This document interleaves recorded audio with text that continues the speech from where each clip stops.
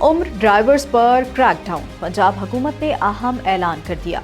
वज़ीर आला पंजाब मरियम नवाज ने कम उम्र तलबा को ट्रैफिक की खिलाफ वर्जी पर गिरफ्तार करने और हथकड़ियां लगाने से रोक दिया। सूबे में 16 साल के बच्चों को स्मार्ट कार्ड और मोटरसाइकिल ड्राइविंग लाइसेंस जारी करने का असूली फैसला भी कर लिया गया, जबकि हेलमेट न पहनने पर पहली बार सिर्फ वार्निंग चालान होगा।